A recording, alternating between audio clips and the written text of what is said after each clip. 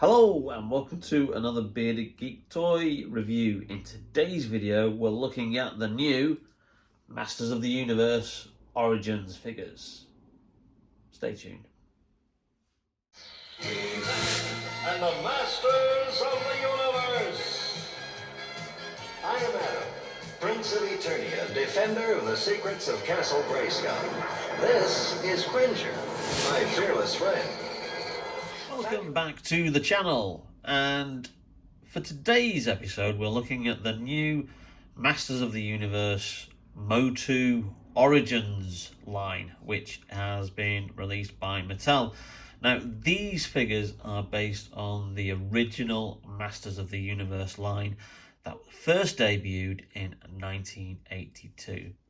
Now just a bit of context for you, I never had these figures as a kid. I loved the Masters of the Universe. I especially liked the He-Man and the Masters of the Universe cartoon that was released by Filmation. And, you know, I remember watching that on ITV in the children's slot. I think it aired around about 4:20.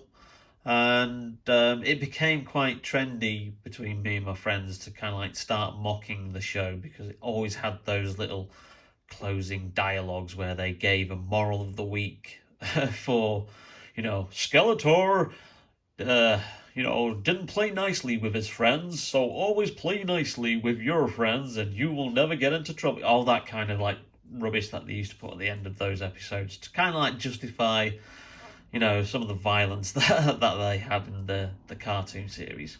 But yeah, other friends at school had these figures, and I really do remember one of my friends at school. He had virtually the full range. He had He-Man and Skeletor. I think he had Man-at-Arms, Beastman, and Ram-Man, and as well as Castle Grayskull. And the Castle Grayskull was like, you know, absolutely an awesome playset. Now, Mattel obviously own the Masters of the Universe brand. They've owned it like since they developed the concept back in the early 80s. However, there is some kind of like speculation that due to various rights issues, they will be losing the rights to produce He-Man toys, bizarrely, from next year. So, which is probably why they've kind of like ramped up the release of these. Now, these were first debuted last year in 2020, and they originally came with different head sculpts that weren't accurate to the original figures, that were slightly different. I'll just show a comparison pic of that, because they had both versions of the figures from the Smith's Toy Store where I purchased these.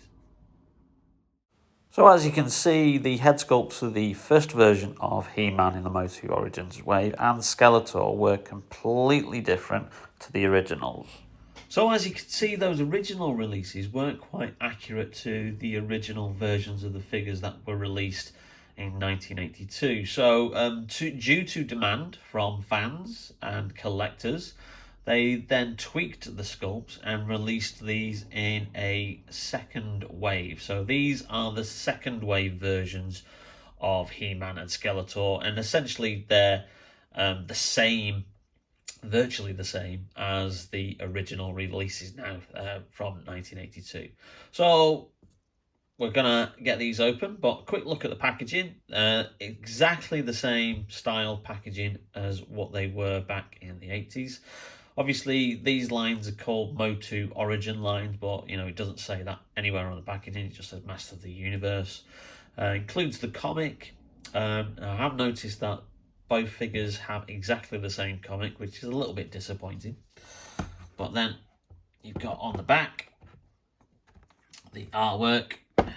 Now, virtually the same packaging there, except for the top version where obviously it shows He-Man here. You've got a nice, lovely illustration of Skeletor there, and obviously a demonstration of what the actual figure does on each one. But they're obviously showing different figures in the range. Currently on for this wave, you had He-Man, Faker, Skeletor, Fisto, Evil Lyn, and Merman. But without further ado, let's crack these figures open and have a closer look. So again, if you're one of those kind of like what likes to keep the packaging, just be extremely careful when you're opening your figure. If you want to keep the card, I've not decided what I'm going to do with these figures yet. But these figures retail for $14.99 from local toy stores, as well as online, and you can find them. They're not difficult to locate at all. You will probably have very easy to track, particularly these two figures down. I know there's some speculation and discussion online about the figures, other figures in the wave. So we get a little instruction booklet here, which gives the remove and swap parts. Oh, right, okay. I wasn't aware you can actually do that with these. That's interesting. Okay. So perhaps you can build your own figures as a result of that. And you've got the comic here, Masters of the Universe, Sucker Punch. And this is very much in the style of the original comic, mini comics that the figures used to come with. And for, obviously, worldwide distribution purposes, they never really had any dialogue in. They just kind of like told the story through pictures. And obviously that's He-Man getting into a bit of a fight with Fisto. And then on the back there, again, that current wave that these figures belong to. Nice. It would have been nice if they had different comics, and I'm not sure if the rest of the wave has the same comic. So here we've got He-Man, and he is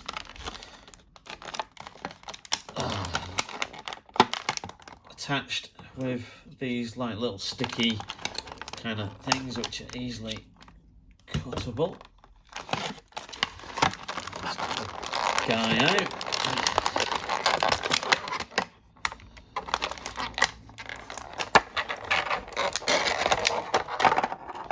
There you go.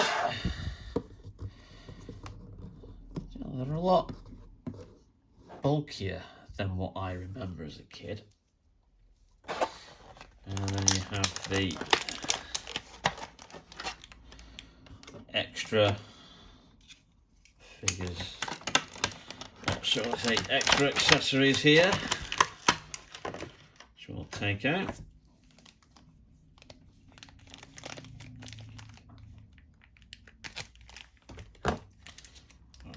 Open. Now, originally the first version of this figure came with a incomplete sword, and you connected it as per like the story for Masters of the Universe with Skeletor's sword, and they became one because they were both like, battling for the power of Castle Grayskull. But this version, I believe, comes with an actual full and complete sword, and it's very tightly packaged in there.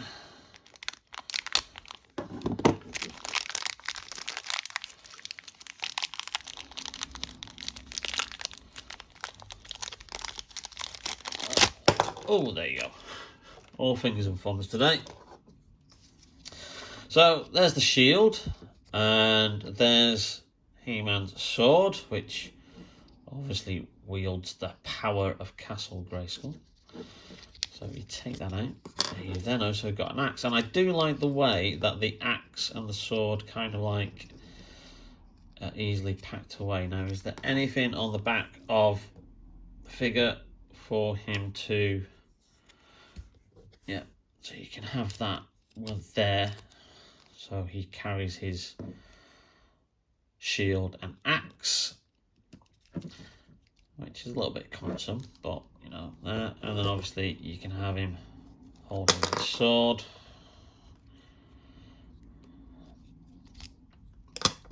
Or you can have So that fits on like that. So the shield on the back. And then you can have him potentially, no, you won't be able to, he doesn't hold the axe with that hand. So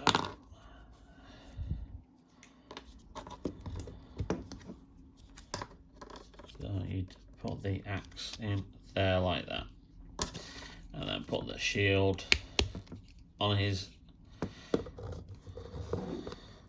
arm like that. Now, they had a function where if you twisted him, they used to have a spring back function. Now, the original figures were like, you twisted him like that and he would automatically swing back. Now, one of the things about the original figures is obviously that was done with an elastic section that was inside the figure. Now, obviously, if you're aware of plastics and all the rest of it, elastic does corrode over time and disappear and break. So that's one of the common faults of the early original figures. So it looks like Mattel have kept the twisting waist play feature, but not done it with an elastic kind of band this time, which is understandable because you don't really want your figure to be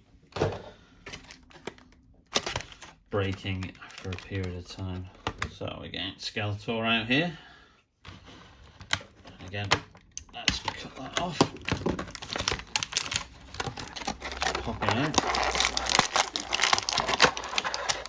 Now, one thing I've just noticed, obviously through looking at these figures, is I never noticed this as a kid, but essentially they are exactly the same sculpt body. Obviously, we look at that, same underpants and kind of like belt.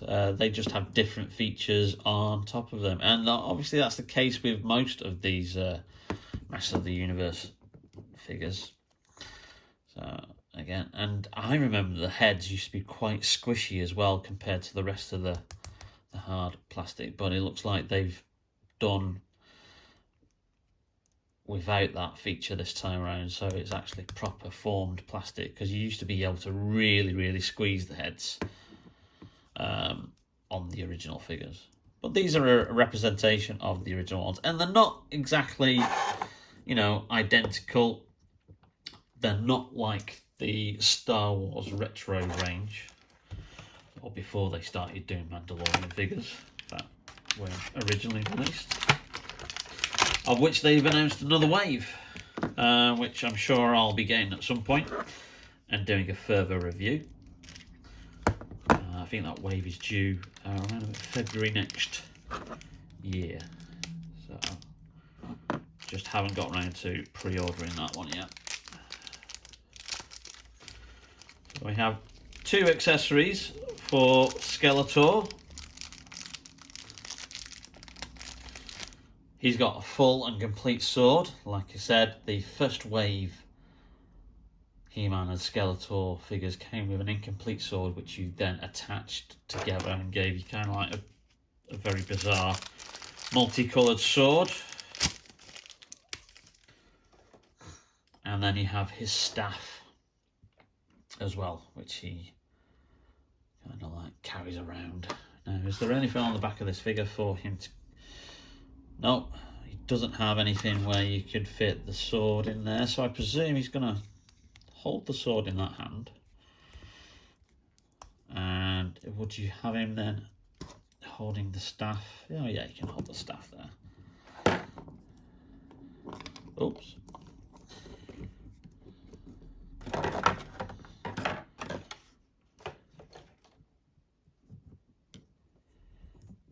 Well, for display purposes. So these are nice little figures. Takes you back to the part of your childhood. Like I said, I didn't have any original Masters of the Universe figures. I do remember asking for them because I actually loved it when they first debuted. And certainly with that Castle Grayskull playset. But I think my parents were kind of like of the opinion that no, you've already got plenty of other toy lines. I had obviously a huge collection of Star Wars figures from Palatoy and Kenner, and I also had I was getting around about 1982, just getting into the relaunched 3.75-inch Action Man range, which was branded Action Force, because obviously Palatoy decided to make Action Man a lot smaller to appeal to children, so they'd relaunched that under the Action Force name. And then I was also into that figure line as well. But yeah, these are cool, nice display figures, and obviously nice play functions. Yeah, again, twisting at the waist, but they've done without that kind of pull back feature that the figures had, which is completely understandable in this day and age, because you don't want those internal plastics to rot away, and then I do believe the figures then can potentially fall apart if it's very, very difficult to get mint Master of the Universe figures from the original range that haven't like rotted away. So yeah, and again, full formed head, full of plastic, not squishy like the original ones used to be. So these are cool. I'm probably not going to. Oh, he nearly went over. Not get any others in the range. I think He-Man and Skeletor are kind of like the iconic characters, so I think these will do for having on display. But like I say, they're easily accessible. You can pick them up anywhere. I picked these up at Smith's Toys, my local store. They had plenty of stock. They had plenty of the first wave with the different head sculpts as well, and they had plenty of the other figures as well as Battle Cat, Pan 4, Castle Grayskull playsets. They had quite a large selection of the MOTU Origins range. So check them out if you want to revisit your childhood and get the power of Grayskull. Well, I hope you enjoyed that quick video review of the MOTU Origins line. And if you did, then please leave us a like. And don't forget to subscribe to the channel. It really does help us out and lets us know that you're obviously enjoying the content that Bearded Geek Toy Reviews produces. We've still got lots of cool videos on their way.